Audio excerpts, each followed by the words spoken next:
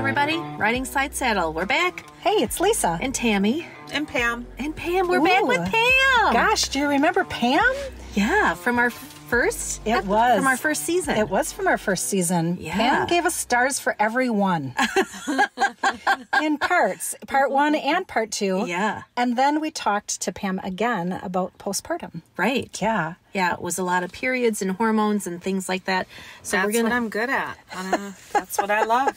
I'm good at that every month. Most of the time. Every month. Not really that good, actually. No. I'm better at the bleeding than I am at all of the other stuff. All right.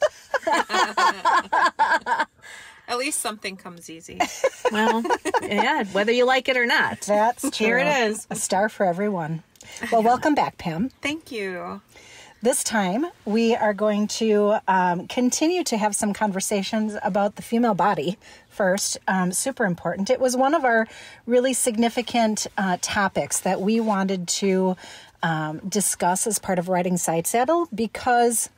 No one talks about it. Yes, it is just not something that is generally spoken about. And if it is spoken about, it's like in little dark corners. And goddamn, I live in this body. So is this a secret? Yes. So we're talking about it. As a result of our episodes in season 1, somebody asked us to talk a little bit about natural contraceptive.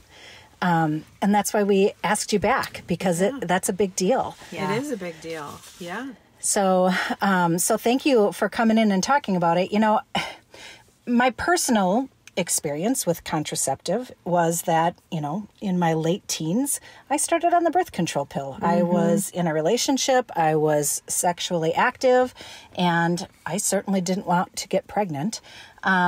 And I used birth control pills for a number of years. Mm-hmm. I know that it impacted me physically, right? Like I gained weight, I was extra moody, you know, those types of things. I didn't really recognize or realize that there were a lot of options. And now, I mean, that was many, many years ago, but now there are a lot of different birth control options that weren't available back then. At least I don't think they were, because the go-to was just the pill. Right. And there weren't even a lot of options with the pill. I remember mine, so I got pregnant in high school. I was 17. And so after that, I went on the pill after I had my first baby. And it was so strong that I remember very clearly feeling like I am standing outside of my body watching this crazy woman, because you talked about extra moody. It was beyond moody. Mm-hmm. Yeah. It was not, there was no, I wasn't me. Yeah. Mm-hmm. Yeah. And I couldn't control it. Mm-hmm. Yeah. The interesting thing about the hormonal birth control pill is that it does not only change your mood, it changes your entire body chemistry. So feeling like you're outside of yourself, watching yourself, that is not unheard of. I think a lot of women have even worse symptoms than you guys have described, and they don't even connect it to the pill, because the pill is considered a very safe drug that common. Yes, that women should be able to take every single day. But we forget about bio-individuality, that everybody needs something a little bit different, that hormonal birth control pill is not going to be the best option for everybody. So I'd like to talk about some of that. Yeah, because that, you know, I mean, so I went to the doctor when I was young, and I needed some birth control. It was the first thing offered. Right. And so after my second baby, there were more options then, but, you know, like the mini pill, and we can try to find one that fits you a little bit better. But certainly the first time around, that wasn't the case. And then when my girls were needing birth control, that still was the go-to. Like, It here's a still pill. We'll is. just keep going. Yeah, it feels like it still is. There aren't a lot of non-hormonal options Right. for young women. Right. My youngest daughter is 16. And we've had candid conversations about birth control. And, I have really significant concerns about adding hormonal aspects to a growing body. And I think that a growing young woman. And I think that our conversations last fall, Pam, helped me to understand that a little bit more. I can't remember the exact context, but I think that you had told me or us that when you start taking the pill, like there's a level of, I'm going to say this wrong, but there's a level of maturity of your body that kind of stops. Correct. Right. And that like interferes. It just like jams everything up. Correct. So imagine in your mind that we are going to create a canyon. So think about like the time-lapsed video of a trickle of water that eventually turns into a river. The trickle doesn't quite know where to go. The water just kind of goes one way or another. And then as the flow gets heavier, it starts to carve into the earth and create a specific path. And that's what our hormones are doing during puberty. It's the trickle of water trying to find its way. And if we stop that, before periods become normal, about 3 years, 3 to 7 years after your very first period, if we stop that flow, then those hormones never have that canyon to flow through. And they're unpredictable then. They end up being unpredictable. Yeah. So let's talk about what hormonal birth control actually does. Because we kind of got into it stopping the hormonal path, but how does it do that? Why does it do that? So the pill and the hormonal IUD, the patch, Norplant, any of those things. A lot of people have Depo-Provera. Yeah. Those are all hormonal birth control, which means they have synthetic estrogen and progesterone, which our body doesn't quite know what to do with. It doesn't affect our body the same way as natural hormones. So for example, like natural estrogen makes our bodies nice and full and round. It helps create blood. It helps create bone. It helps create nerve connections. It helps our hair grow. But fake estrogen, which is in the pill, right now. can actually suppress a lot of that. And our body processes progestin and estrogen, fake estrogens, as a lot more like testosterone. So being on the pill, we can lose our hair. We can become a little more testy and angry about things because we're not getting that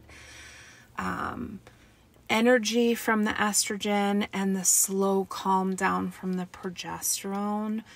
These synthetic hormones are making our body feel like, okay, the egg is grown, the uterine lining is healthy, even though it's not. There is no egg. So it's tricking your body. It is. And it's making your body say, oh, there's progesterone and there's estrogen.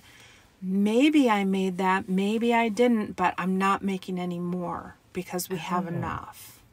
It can't recognize that it's factory made instead of biologically made.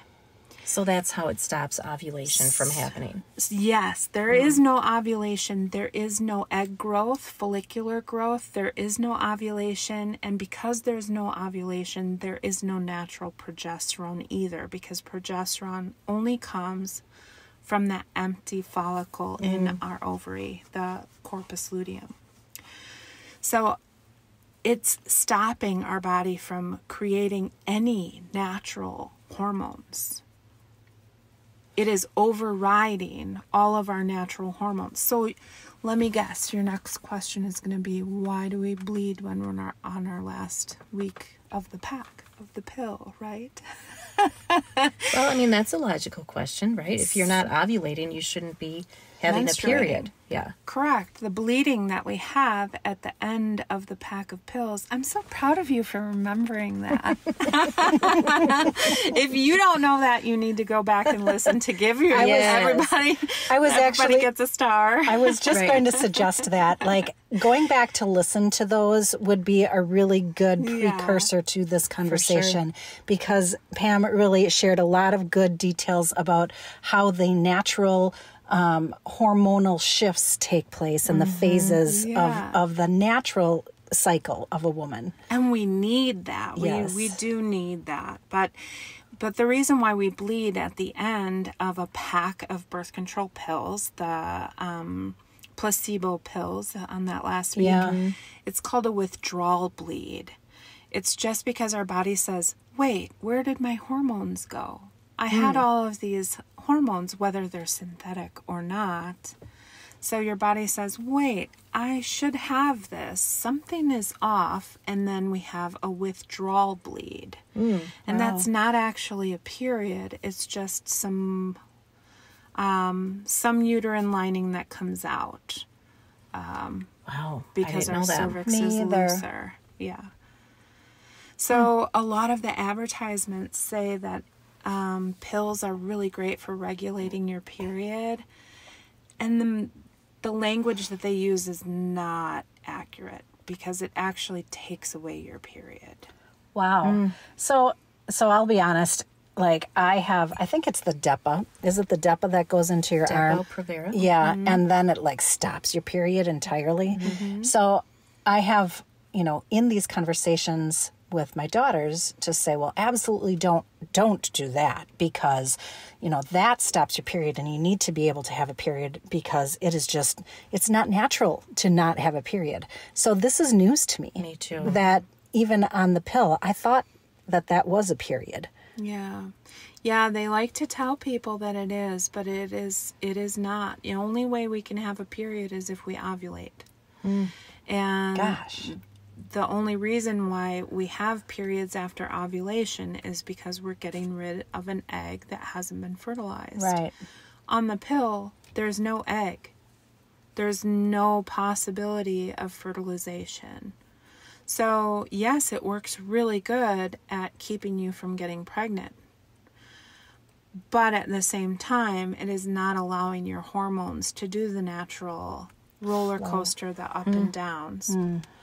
And that's what our body needs, because estrogen gives us energy. It's the maiden, you guys remember, it's the maiden hormone. Yeah. That's when you want me to do a presentation. Yes. Yeah. And the progesterone, the nice thing is our body can create estrogen in other ways. Our liver can create estrogen. Our fat creates some estrogen. It's not just our ovaries, but progesterone, which our body really, really, really needs, can only be created when an egg leaves the follicle after ovulation. So progesterone is the one that we really need. So I'm jumping here because I have, my mind jumps around, but I'm like specifically with relation to the ramifications of that.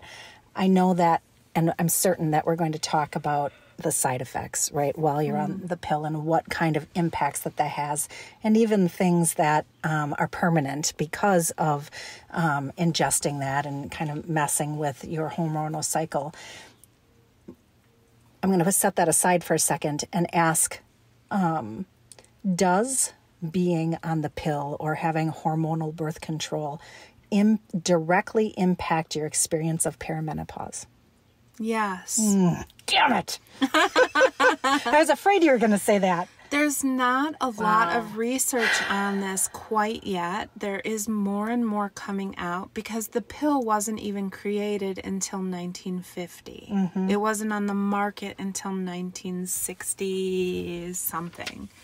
So, let me just look here. Let's see. 1960 was the first time that the pill was FDA approved. So from 1960 until 2023, there has not been a lot of research. Of course not. Well, it works just fine. Why do we need to research it? Exactly, and it was created by a man, and it has not been recreated since 1960. It's pretty much the same formula with little tweaks here and there, and it's caused a lot of women a lot of problems. Well, and if you think about it, if you do the math for it, right? So my mom's generation was really the first generation. If it was created in the 60s, and maybe they got access to it maybe a little bit later, so maybe early 70s, right? When that, that movement took place. Yeah. Well, my mom now has gone through perimenopause and menopause,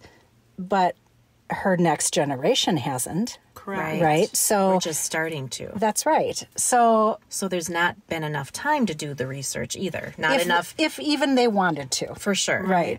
Right. Just a little side note. Birth control pill was not legalized for unmarried women until 1972. Yep. So, Well, that's in America. yeah. Yes. Well, In other places, it wasn't legalized until much, much, much later than Oh, that. really? possibly. Yeah, like in Ireland, for instance. Yeah. And that, yeah.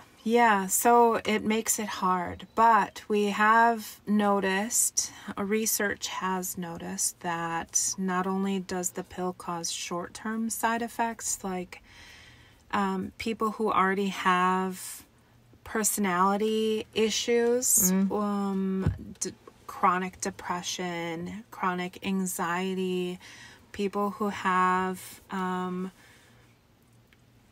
PIDD, the personal identity dysphoria disorder. Yeah. Things like that are very enhanced by the birth control pill or any type of hormonal birth control. So like I said, like That IUD, doesn't surprise me. Yeah. Yeah. And then they're also starting to find that the copper IUD, which has no hormones and is supposed to be one of the safer forms of birth control, leads to heavy metal toxicity. Oh, gosh. So that's the one that I have been saying to my daughters, like, if you're going to do anything, Do that one. do that. I wouldn't leave it in for 10 years like they say you can. That is it is a long time to have a piece of metal in your body. Yeah. But the way that the copper IUD works is, the other things change your hormones so that you're not even ovulating. The copper IUD works by changing the pH balance within your uterus so that sperm can't survive within that pH. Which still doesn't sound overly healthy for your uterus. No. At all. And it can, having the copper IUD, not only those things, but it can also cause infection and pelvic cramping. It can perforate your uterus. It can cause painful intercourse. Yeah. Diarrhea, swelling, stroke, acne. Wow. That, even without having hormones in it, it can cause decreased libido, which almost every birth control form can cause decreased libido. Well, that makes sense, especially if it is limiting your estrogen. Right. Right? Right. Well, copper IUD doesn't affect your estrogen, but No. still it's affecting your libido Right. because of changing the pH balance Sure. of your reproductive organs. Right. Right. So, what I teach women is natural family planning. I try to teach women to use their own body's signs and symptoms to know when they are fertile and when they are not fertile. And there's a lot of different methods you can use. And believe it or not, the Catholic Church has been teaching natural family planning for many, many years, for decades and decades. But they have held it very close to their hearts and haven't shared the information. And it's finally kind of leaked out. Leaked out, wink, wink. And there's also a form of natural family planning the method was actually created in Wisconsin, in Milwaukee at Marquette University. So it's called the Marquette method. Oh. I've never heard of that. Yeah. So some of the most effective forms of natural family planning, if you are paying attention to all of the symptoms I'm going to list right here, it is 99.9% effective, which makes it the most effective birth control method out there.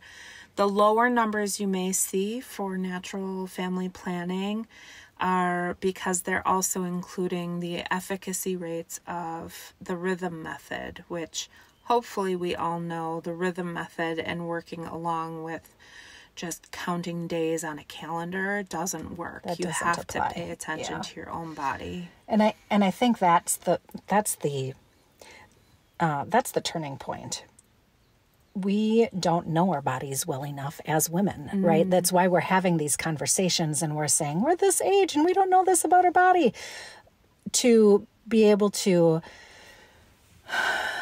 get young women to say, okay, like, spend the time, learn about your body, pay attention to what happens month in and month out so that you can recognize when things are shifting from an ovulation and a fertility perspective.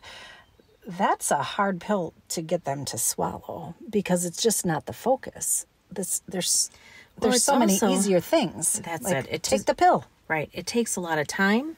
It is also embarrassing when you're 14 and you're, now having to pay attention to things that you don't really want to pay attention to anyway. Because it's gross. It's gross. And, we're just not comfortable with our own bodies and what it's doing.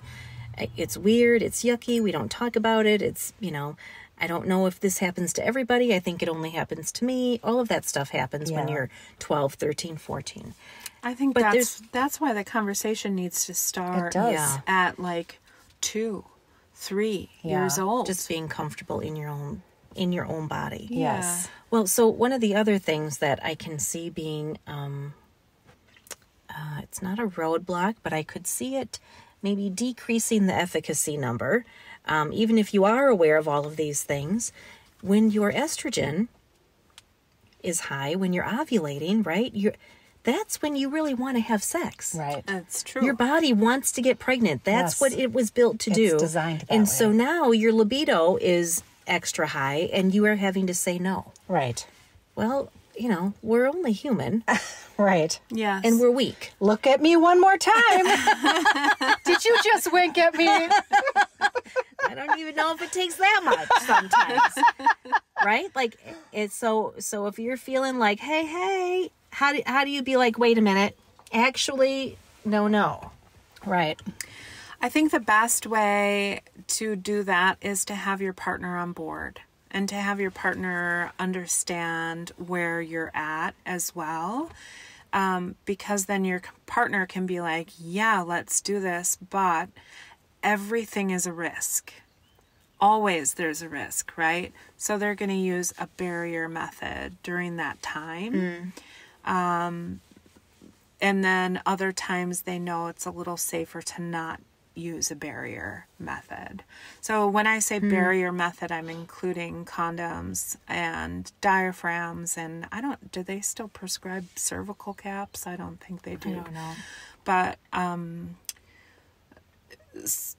let me just say this for the record. Spermicide and pull-out method are not effective barrier methods either. No. Anything that's less than an 80% efficacy rate, I do not recommend. No. That is rolling the dice. That Yeah.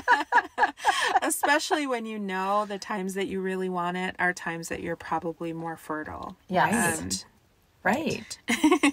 Well, he's better start thinking about baby names if that's what you're doing, really. Yes, yeah, but if you're if you know your cycle and you're aware of what your body is doing and the signs and symptoms of your body, like through natural family planning or those kinds of things, then a condom is 82 to 90 some percent effective. And if you're adding that on top of the risk that you're already taking and you're already aware of it being a fertile period, then I think you're a lot safer than a lot of other people. So that takes a lot of maturity. It takes a lot of communication. It takes a lot of energy and effort and mindfulness. And knowledge. Absolutely. Yes. And when, you're 15, you don't have any of those things. No, but if you've raised your child from 2-3 years old to start paying attention to cervical mucus, I mean, my daughter is 8 years old and she, sorry, kiddo, for saying this on the podcast, but she's 8 years old and she finally came to me and said that she's starting to notice regular cervical mucus. Wow. And she's 8 and she's willing to talk to me about that. That's great. So That is great. I think just being raised with different conversations and different... For sure. Rather than being embarrassed or scared and just Agree. not talking about it. Yeah. Right. Mm-hmm. But the best time to plant a tree was 10 years ago. And the second best time to plant a tree is today. So we can always change those conversations. We can always make things a little easier and a little better. And the only reason why kids are uncomfortable with it is because we're also uncomfortable with it. So I'm switching gears just a little bit. So you were talking about, and we've been talking about, like, basically letting your body do what it does, right? And when we introduce synthetic hormones, for instance, that can cause our body to Get confused. absolutely and Cause issues. there's a whole list of side effects, right? Whether your doctor tells you about them or you read the pamphlet that you get with your birth control pack. It's really thin and it's really long and the print is tiny. And most people quit before they get for sure. near the Absolutely. side effects. But what I've heard and I've read that birth control, hormonal birth control, can lower your risk of reproductive cancers, ovarian cancers, uterine cancer, breast cancer even. So is that... Anytime you mess with the natural hormonal shifts between estrogen and progesterone, it also increases cancer risk for any reproductive organs. Well, that's the exact opposite of what I'm reading and seeing. Well, it's just, I think it might be along the same lines as the ubiquitous them, saying that the birth control pill helps regulate your periods when you're not actually having periods. Yeah. So having a combination birth control pill that has progestin and estradiol has a very high, it definitely increases your risks of having cysts, it increases your risks of ovarian cancer, breast cancer, cervical cancer, liver issues, blood pressure, all kinds of things with your gallbladder. And then it goes into smaller things like eyesight issues. Oh, those little things. Yeah. So really what they might be doing is slicing the pie in a slightly different way to say, hey, based off of, what the risk was for the 1950s pill, we've now reduced the chance of breast cancer. And I'm not saying that's true. I'm saying perhaps that's the possibility. Just a little bit. It's maybe not. They're playing with words, really. Perhaps. And they just started making hormonal birth control with progestin only, no estrogen. So it makes your body feel like there is a corpus luteum there. The egg has been ovulated, and it's just going to stay in this limbo for a whole month or a year or however long you take the pill. Yeah. And progestin has a lower chance of creating these cancers. However, the risk is still there. So anytime you increase estrogen, you have that possibility of cells mutating and turning into cancers. But that's how I understood it, is that hormonal birth control is reducing the estrogen. So therefore it's reducing your risk for cancer. The only way I can imagine that is if it's a progestin only birth control, and even then it has risk. It's just lower than if it were a combination pill. But still higher than if you just let your body do its thing. Correct. Yes. So Pam, she's like near and dear to my heart for many reasons. But one of the reasons is she walked in tonight and said, hey, here is a piece of paper that has all of the different types of contraceptives. Yeah. And like lists out different side effects. So, we teased like half-heartedly saying, some of the big ones, right? Breast cancer, cervical cancer, deep vein thrombosis, which I do remember that as part of. I do too. That's why you shouldn't smoke when you're on the pill. Which I did. Or be older. Yeah, right. Progestin-based birth control is a little easier for anyone who has a heart condition or a circulation condition, or they're over 35 or they're smokers. Yeah. But even the little things like, I don't know, eyesight. Again, little things. Right.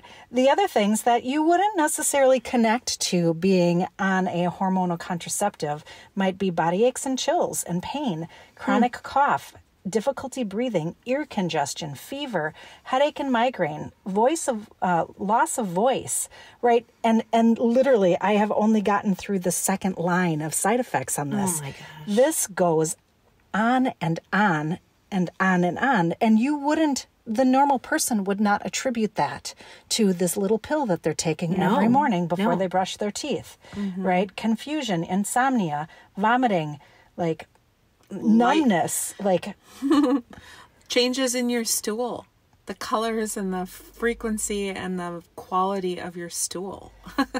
And I guarantee you, right, if somebody goes to the doctor, maybe they've been on this birth control for 6 months or 5 years or 10 years or whatever, and says, I have these body aches and chills. And I just, they're pretty regular. I don't really know. Feel well. Yeah, like I'm getting headaches all the time.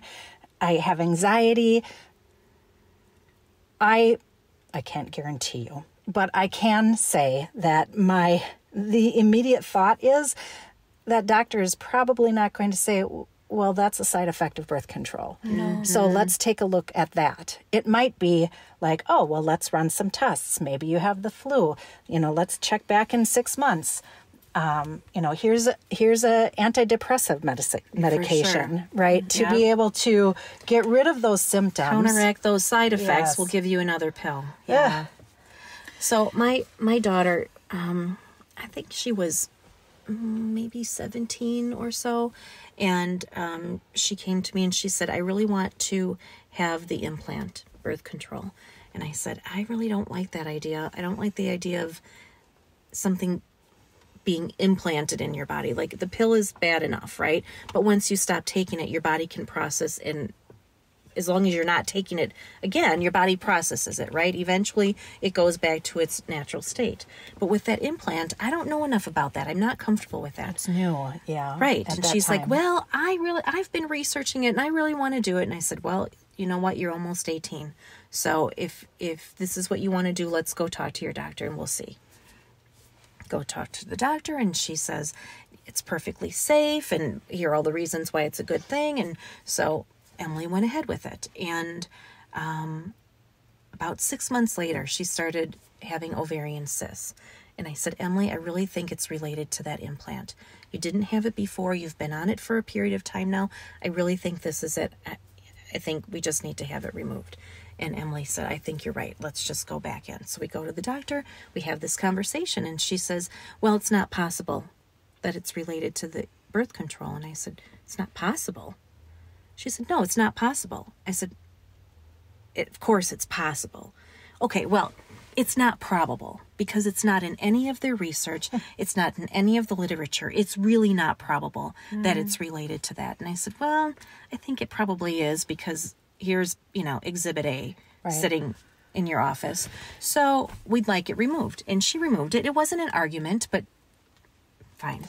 Fast forward a decade, and one of the first things on their side effect list is ovarian cysts. That's correct. So just because what you're being told today or what we know today does not mean that if you are having some other symptoms that aren't on the list, it doesn't mean that it's not related to some medication that you're taking. I agree. So Emily then, she went back on the pill, and we didn't really know about, all of these other things. So she went back on the pill, and because she had that experience with birth control and her body reacting poorly, she then was aware. So I'm doing really good for about a year, and now I don't feel well. I've lost my sparkle. I feel kind of in the dumps. My anxiety is through the roof. I think it's my pill. So she would go back to her doctor and she'd get a different prescription. But she had to keep doing that every year or two. Yeah. She had to switch her pill. It was almost like her body got too full. Toxic. Exactly.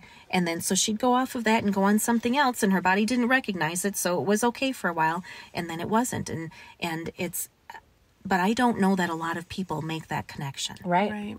Well, I would like to make the suggestion to anyone who is having interesting feelings, and I guess you don't know it's a side effect until later, right?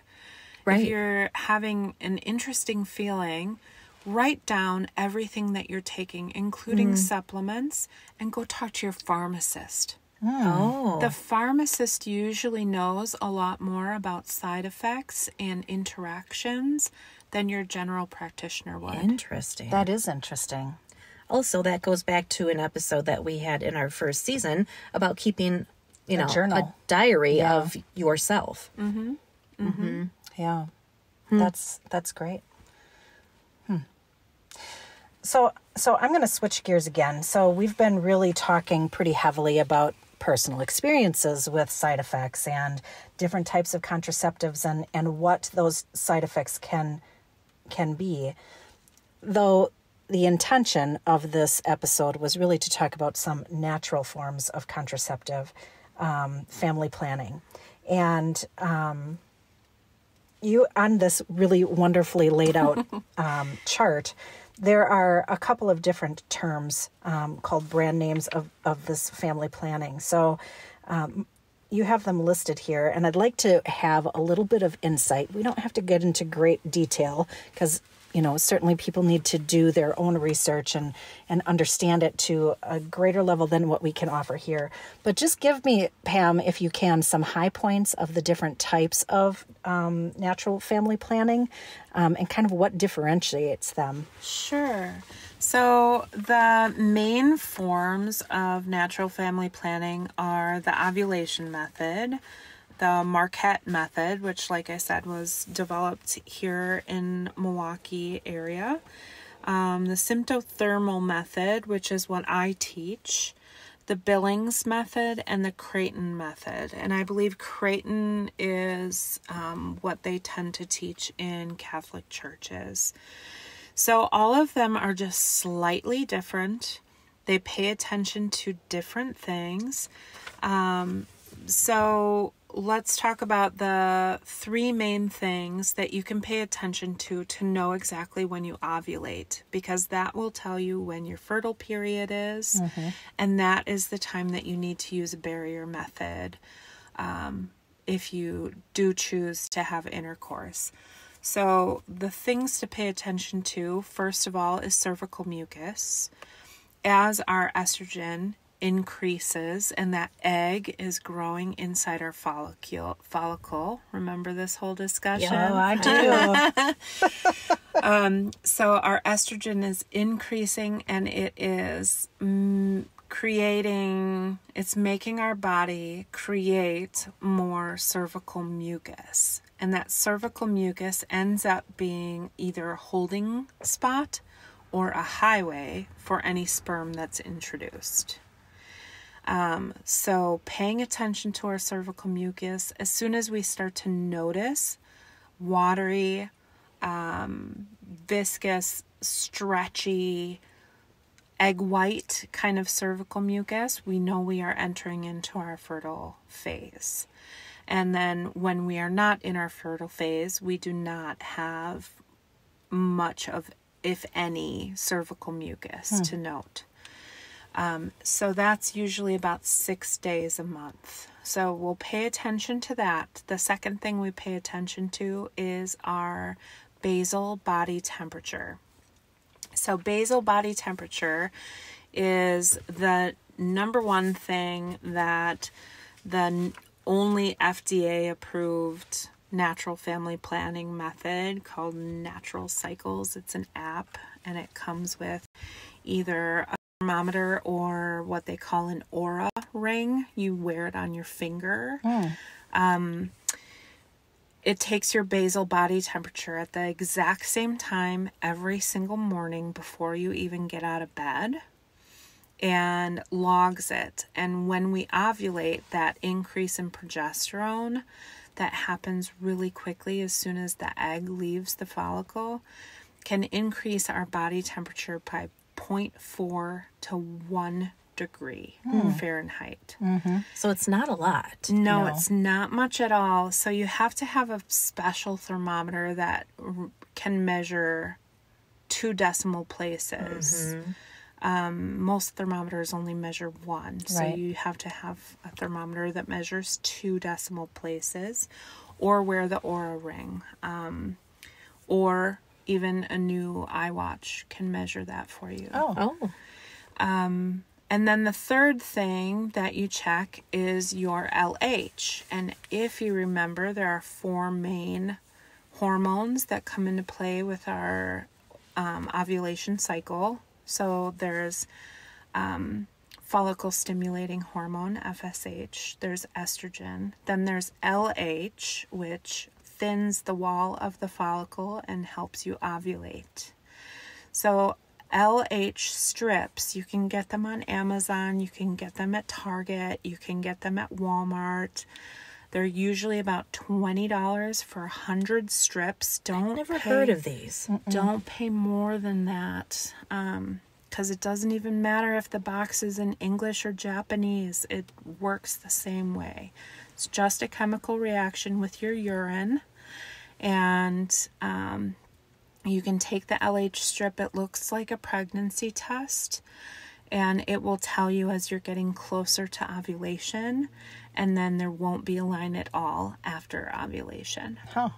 So it will tell you when your LH peak is, and then you know that. And that's when you see the line? Yes. Okay. Yes, and that's when the walls of your follicle are thin enough for an egg to be released. Wow. So those 3 things are the 3 main ways. Cervical mucus, temperature, and LH are the 3 main ways to tell when you are fertile with natural family planning. Can you imagine if health class actually talked about this type of thing? Right. Honestly. Right. Like, we really are doing our young women an enormous disservice. Yeah. Yes. And young men, too. Everyone should know about this. It should be normalized. It shouldn't be a secret. kept only for women. It should And why be, shouldn't men participate Sure. in family planning? Absolutely. Honestly. Absolutely. Yeah. Yeah. Wow. Wow. Again, like, I mean, I realize I'm not a buyer for Target, right? Like, I don't work for Target, but this is literally something just on your store shelf. I had no idea this was a thing. Right. Well, right now in most of the main stores, they're selling it for people who want to get pregnant. I can imagine. Which is a very small Yeah.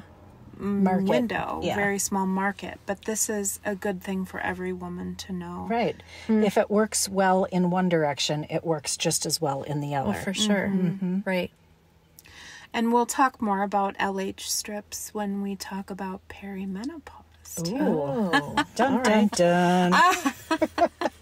Stay tuned. Okay. I'm just a little speechless again. I Yeah. feel like I felt this way the last time Yeah. that we met. I'm not angry, though. Well, I'm not in the market of getting pregnant anymore either. I'm so, not either, but I'm but still flabbergasted. yeah, Well, like estrogen and progesterone are good for us even if we are not in the market for a new baby. It is just good for us as menstruators, as women. So, just knowing all of these things is good for Absolutely. anyone. agree. For sure. Makes my star a little shinier every month.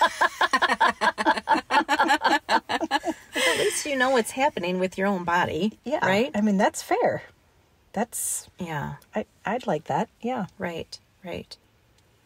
Pam, before we sign off here, why don't you tell us just a little bit about your business, Sisterhood? Yes. Yeah. So Sisterhood Services, starting in June of 2023, I will be doing a lot of Zoom meetings with people who want a little bit of drug-free women's hormone balancing for thyroid or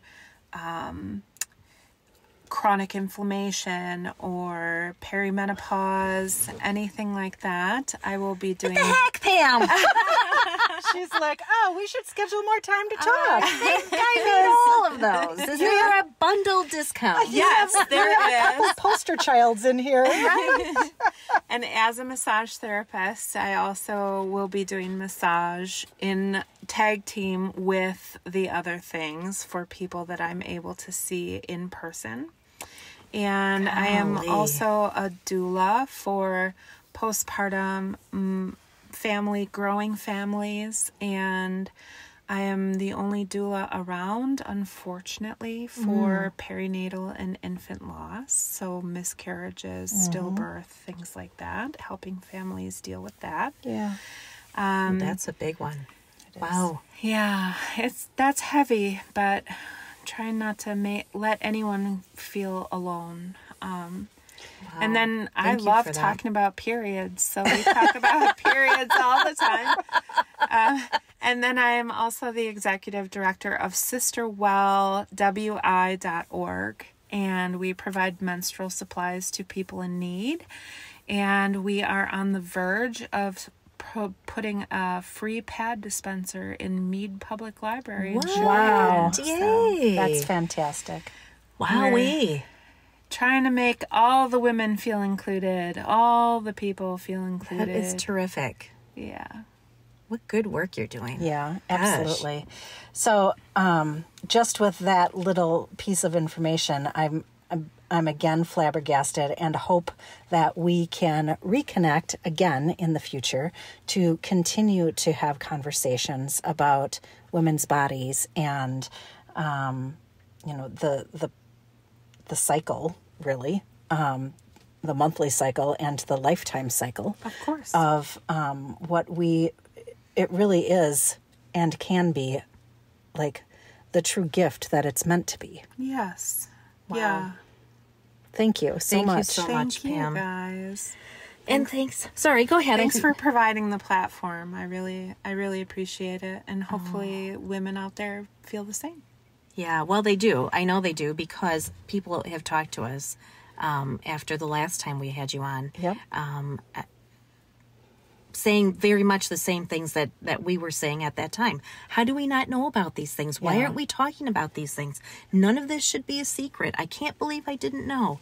So it's absolutely going a long way. Yeah. And perhaps, right, we will see the sharp turn with the next generation, right? Maybe so. Maybe this generation, these conversations in the parked car studio will invoke the type of relationship that your daughter's having with her own body, right? Maybe to be able so. to identify things and know that they're very natural and this is how it's supposed to be, and now I'm paying attention. Yeah. So, gosh, thank you for the work that you do.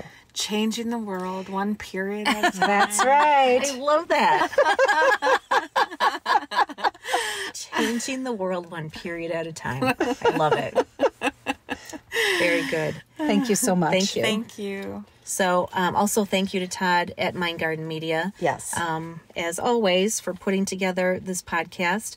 We do the talking, but he does the hard work and doing the editing and adding music and making sure that it's in a format that we can use. So thanks, Todd. We love you. We do. Thanks you as well to our listeners who are always writing along with us. We appreciate your feedback and your support and continued conversation about these topics. Absolutely. So if you're enjoying any of this, please share, like, subscribe, all of those things, because if it's meaningful and impactful to you, somebody else needs to hear it too. So help us get all this good work out so that it is not a secret anymore. Absolutely. All right. So till next time then. Bye. Thank you. Bye.